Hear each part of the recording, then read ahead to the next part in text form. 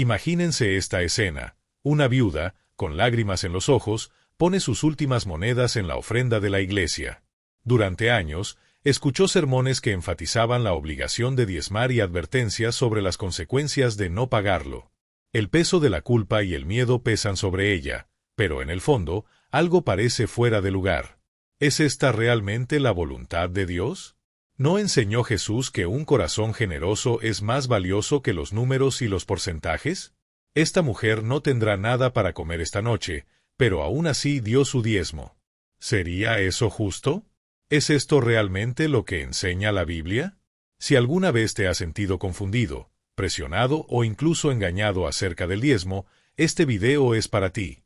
Exploremos 3 verdades bíblicas que rara vez se discuten en las iglesias, secretos que pueden transformar su perspectiva sobre las finanzas y su conexión con Dios. El tercer secreto, en particular, revelará algo sorprendente, una realidad que muchos líderes religiosos evitan mencionar. Quédate con nosotros hasta el final para descubrir esta verdad. Si este video te ha aportado claridad, no olvides darle like, suscribirte al canal y compartir tu opinión en los comentarios. ¿Te has detenido alguna vez a reflexionar profundamente sobre el verdadero origen del diezmo? No me refiero a lo que a menudo se enseña en las iglesias, sino a lo que la Biblia misma realmente revela. Lo que solemos oír es una versión simplificada, una regla fija, un porcentaje obligatorio, pero la historia es mucho más profunda que eso.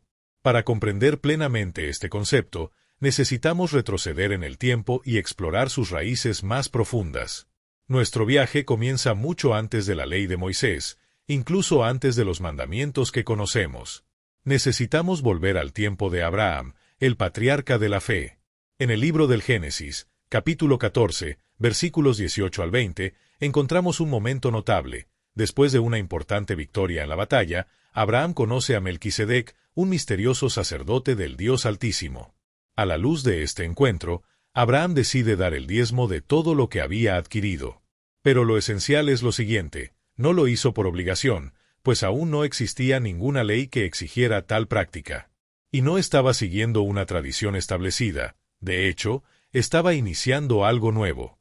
Su acto fue espontáneo, un gesto de gratitud y de reconocimiento de que su victoria venía directamente de Dios. El gesto de Abraham fue espontáneo, un reconocimiento sincero de la soberanía de Dios sobre su vida y todo lo que poseía. Sin embargo, más tarde, el diezmo fue instituido formalmente en la ley de Moisés. En el libro de Levítico, capítulo 27, versículos 30 al 34, encontramos instrucciones específicas sobre esta práctica. Según el versículo 30, el diezmo de la tierra, así del grano recogido como del fruto de los árboles, pertenece al Señor, es cosa santa para Él. A partir de ese momento, el diezmo se convirtió en un mandamiento, pasando a ser un elemento fundamental tanto en la estructura religiosa como en el funcionamiento social de Israel. Pero ¿cuál era el verdadero propósito del diezmo? Su propósito iba mucho más allá de simplemente mantener un templo o financiar a líderes religiosos. Tenía 3 funciones esenciales, todas basadas en los principios de justicia y solidaridad. La primera de ellas, como se describe en Números 18, 21-24, fue la provisión para los levitas. Los levitas, pertenecientes a una tribu que no recibía tierras como herencia, tenían la responsabilidad de servir en el tabernáculo y, posteriormente, en el templo. Para su sostenimiento, una parte del diezmo estaba destinada exclusivamente para ellos. Además, el diezmo también tenía un papel social fundamental. En Deuteronomio 14, 28-29, encontramos instrucciones para un diezmo especial, recolectado cada 3 años, con el propósito de ayudar a los pobres, huérfanos, viudas y extranjeros. Este sistema funcionaba como una red de apoyo social establecida por Dios, garantizando que nadie en la comunidad israelita pasara hambre o viviera en extrema necesidad. Otro aspecto importante del diezmo era su papel en la celebración de las fiestas religiosas. Una parte se reservó para promover momentos de comunión y alegría entre el pueblo, reforzando la identidad espiritual de la nación. Esto demuestra que el diezmo no era solo una obligación financiera, sino una inversión en la vida colectiva y la devoción a Dios.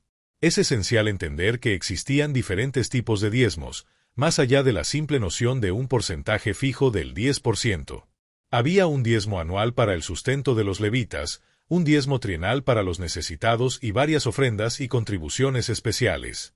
El enfoque principal no fue la cantidad exacta, sino el reconocimiento de Dios como proveedor y el compromiso con la generosidad. Desafortunadamente, con el tiempo, este principio se ha distorsionado. El libro de Malaquías, 3, 8-12, relata un momento en que Dios reprende a su pueblo por descuidar los diezmos y las ofrendas. En el versículo 8, la pregunta es directa: ¿puede un hombre robar a Dios? Sin embargo, ustedes me están robando a mí. Esta acusación no significaba que Dios necesitaba dinero, pero reflejaba una crisis de fe y una distancia espiritual. La falta de contribución demostraba un corazón endurecido y alejado de los valores de justicia y gratitud que originalmente representaba el diezmo. Este es el escenario que encontramos: el diezmo, concebido como un acto noble de gratitud y justicia, pero que con el tiempo se ha vuelto vulnerable a distorsiones y prácticas hipócritas. Entender este contexto es esencial para avanzar en nuestra reflexión sobre cómo Jesús abordó este tema y lo que significa para nosotros hoy. Si este viaje a través del Antiguo Testamento te ha traído nuevos conocimientos, quédate conmigo, porque hay mucho más por explorar acerca de la enseñanza de Cristo y el nuevo pacto. Dejemos ahora atrás las antiguas leyes y avancemos hacia los tiempos de Jesús. Entonces, ¿cuál era su posición respecto al diezmo? ¿Mantuvo el estricto cumplimiento de la ley o presentó una visión diferente? La respuesta puede sorprenderle, ya que revela algo que muchos líderes religiosos evitan abordar. Jesús mencionó el diezmo en 2 ocasiones, pero lo más importante es el contexto en el que lo hizo. No enfatizó su obligación, sino más bien expuso la hipocresía de su tiempo. En el Evangelio de Mateo 23:23, él se enfrenta a los fariseos, líderes religiosos que se enorgullecían de seguir meticulosamente la ley. ¡Ay de vosotros, escribas y fariseos, hipócritas! Porque diezmáis la menta, el eneldo y el comino, pero descuidáis los principios de la ley, la justicia, la misericordia y la fe. Jesús no estaba condenando el acto de diezmar en sí, sino más bien la inversión de prioridades.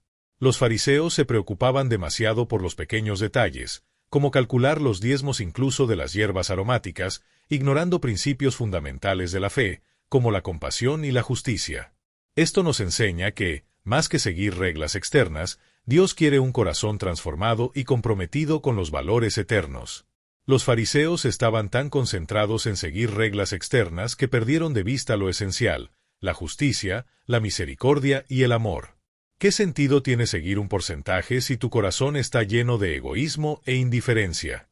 Jesús nos llama a una transformación interior, como vemos en Lucas 11:42, donde reprende a los fariseos por diezmar pequeñas hierbas pero ignorar el amor a Dios y al prójimo.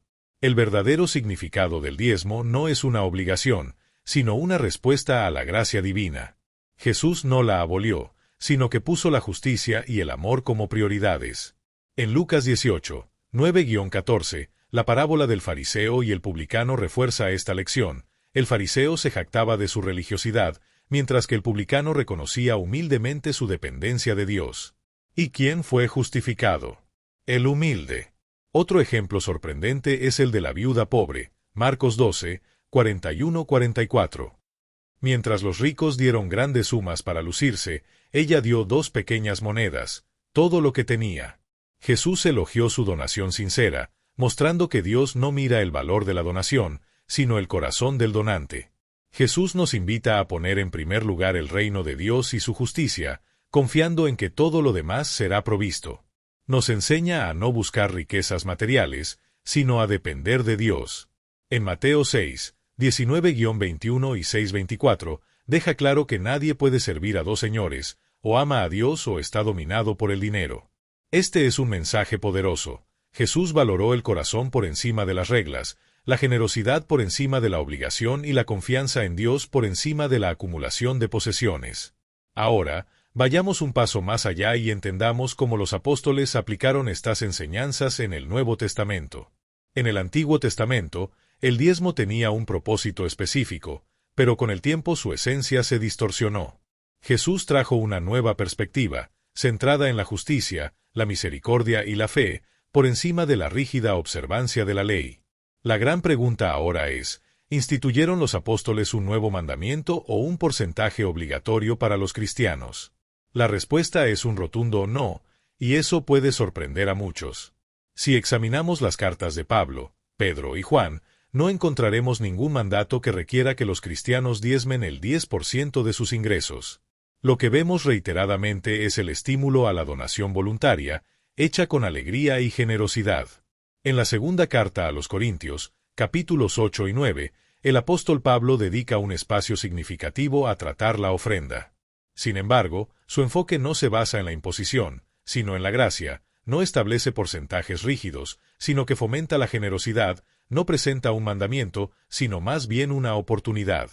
Un versículo clave en este contexto es 2 Corintios 9:7, cada uno de según lo que haya decidido en su corazón, no de mala gana ni por obligación, porque Dios ama al dador alegre. El principio central aquí es no dar por miedo, obligación o presión, sino más bien hacer una contribución hecha con gratitud y libertad. Pablo no se opone a dar, al contrario, lo fomenta como un acto de compasión y adoración, basado en el amor más que en la ley. En 1 Corintios 16:2 da una guía práctica, el primer día de la semana cada hombre. Detente cuando hayas prosperado, para que no tengas que hacer colectas cuando yo venga. El énfasis, por tanto, no está en un porcentaje fijo, sino en una donación proporcional a lo que cada persona ha recibido, basada en la generosidad espontánea y no en un impuesto religioso. Si Dios te ha dado abundancia, puedes contribuir más allá del 10%. Si enfrentas dificultades, puedes dar menos. Lo que realmente importa no es la cantidad exacta, sino la intención del corazón. En Filipenses 4:18, Pablo describe la ofrenda de los filipenses como aroma fragante, sacrificio aceptable a Dios. Esta poderosa imagen nos recuerda que dar no debe ser una carga, sino una expresión sincera de amor y gratitud. Es esencial entender que la generosidad cristiana va mucho más allá del dinero. Dar significa dar no solo recursos financieros, sino también nuestro tiempo, talentos, servicio y amor. La contribución material es solo una parte de una vida dedicada a Dios y a los demás. La Biblia también advierte sobre los peligros de la codicia y el apego a las riquezas. Sin embargo, la solución no está en reglas rígidas que determinen un porcentaje fijo de donación, sino en la transformación del corazón, llevándonos a dar con alegría y generosidad. En 1 Timoteo 6:10 leemos que el amor al dinero es raíz de toda clase de males. Además, es importante rechazar la llamada teología de la prosperidad, que promete bendiciones financieras a cambio de ofrendas. Esta idea distorsiona el verdadero evangelio. La bendición de Dios no se mide por la riqueza material, sino por la paz, la alegría y una relación profunda con Él. Dios ciertamente puede bendecirnos financieramente, como vemos en 2 Corintios 9, 10-11. Sin embargo, esta no es una promesa incondicional y nunca debería ser la razón que ofrecemos. La verdadera motivación debe ser el amor a Dios y al prójimo. Lo que mucha gente no sabe es que el Nuevo Testamento no impone el diezmo como un porcentaje obligatorio para los cristianos. Más bien, nos invita a una ofrenda voluntaria, hecha con alegría y generosidad, desde la gracia de Dios y la condición de cada persona. Es un llamado a la libertad, no una carga impuesta por la ley. Hemos recorrido un largo camino, desde los orígenes del diezmo en el Antiguo Testamento, pasando por las enseñanzas de Jesús, hasta la visión de los apóstoles en el Nuevo Testamento. Ahora es el momento de aclarar y desmitificar este tema para liberarnos de cargas innecesarias y comprender la verdadera esencia del aporte cristiano. Es importante dejar claro, el diezmo, entendido como un porcentaje fijo del 10%, no es un requisito para los cristianos. Si alguien afirma lo contrario, está imponiendo algo que ni Jesús ni los apóstoles ordenaron. Sin embargo, esto no significa que la oferta sea irrelevante. Por el contrario, dar es un acto esencial de adoración y gratitud, una manera de participar en la obra de Dios. Desafortunadamente, con el tiempo, el diezmo ha sido malinterpretado y utilizado de manera incorrecta. Algunos lo han convertido en un instrumento de manipulación, utilizando el miedo o falsas promesas de bendiciones financieras a cambio de contribuciones. Otros lo han convertido en una regla rígida, distanciándose del espíritu de la gracia. Todavía hay quienes lo presentan como una especie de inversión garantizada para obtener prosperidad material. Todas estas interpretaciones son erróneas y distorsionan el verdadero propósito de la generosidad cristiana.